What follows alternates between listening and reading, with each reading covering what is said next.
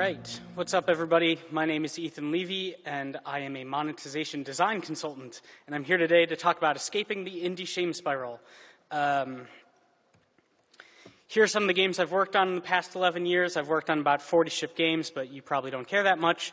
If you recognize my name at all, it's probably because you've hated me on one of these fine internet websites, told me that I make you vomit, and that I'm ruining gaming. And that's okay. I get it. For 20 hours a week, I am a free-to-play design consultant, and this is the Indie Game Summit. I am Shiva the Destroyer. I am Mars, bringer of war. I am Dr. Eggman. Can somebody get Rami up here so he can throw the Vlambeer logo at me, banishing me to the Negazone where I belong? I get it. If you'd like, you could just throw tomatoes at me for the next 4 minutes.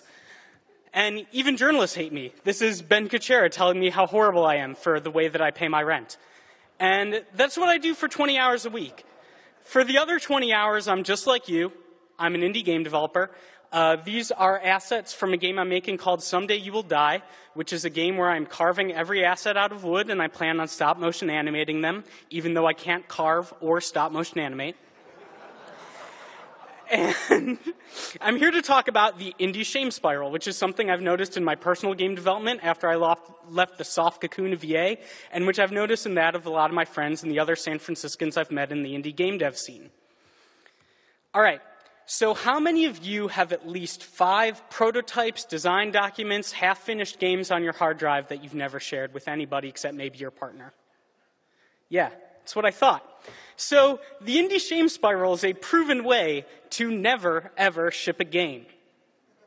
It starts with a brilliant eureka moment, an idea that you're intensely passionate about. And every Monday, you wake up and you make a list of all the things you're going to do that Monday. Then the end of the week comes around and you're lucky if you've done half of the list. Not only have you only done half if you're lucky, you've neglected the most important parts, like coding the camera system, or calling mom, or remembering to buy groceries. And what happens to me, and happens to a lot of people I know, is that you start to get really depressed at the lack of progress you're making. And then you feel a deep sense of despair, which drains you of all of your motivation, which drives you even deeper into the pit of despair. Before long, your behavior starts to change. Maybe it takes you about 45 minutes of playing on Facebook before you get your ass out of bed in the morning. Maybe you take really long lunch breaks. Maybe your priorities start changing before you start coding.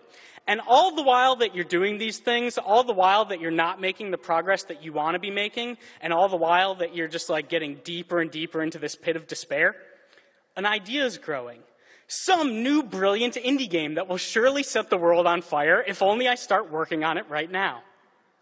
Sound familiar? You abandon your original idea, the one that just weeks before you were so passionate about, and you shelve it in your Dropbox, and you start working on something new. This is the indie shame spiral. Now, what I wanted to talk about is some methods I found once I started slipping into this for how to claw my way out of it. Because when I have worked at corporations, I've worked as a producer, and I focus on process a lot. The thing that I noticed is that I had to manage my own time the same way that I managed a game team's time. And I started using Pivotal Tracker to run scrums of one person.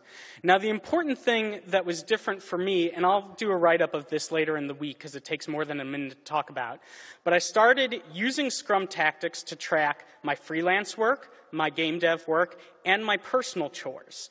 And I learned that really, that Monday list, I was lucky if I got half it done in a week. That the reason I was getting depressed was not because I wasn't making progress, but because I had incredibly unrealistic expectations about what I could get done in any given week. The other very important part is to have personal postmortems every week at the end of every sprint. I run weekly sprints.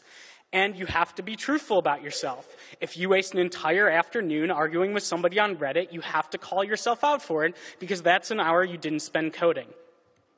The other thing I've found incredibly helpful is commitment devices.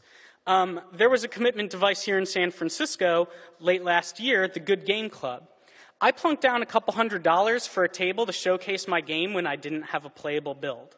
This was my commitment device, and it was the single best investment I've made into the development of Someday You Will Die. So there are tons of possible commitment devices nowadays. Demo nights, competitions, game jams, Reddit game dev forum. Who participates on that thread? All right, excellent. So now you're thinking, wow, Ethan, you've totally changed my opinion of you. I no longer hate you, and you're such a sage. This is great advice. How are you doing right now? Well, I'm deeper down into the pit of despair than I've ever been. I've spent the last 4 months doing a lot of consulting and working on a Match 3 free-to-play game. So here I am. Here's my commitment device. Friday the 28th, Reddit Game Dev does a Feedback Friday, and you will see a build of Someday You Will Die there. And if you're someone who raised your hand at the beginning, I hope you share a build of your game too, no matter how crappy it is, because mine will be worse. Thank you.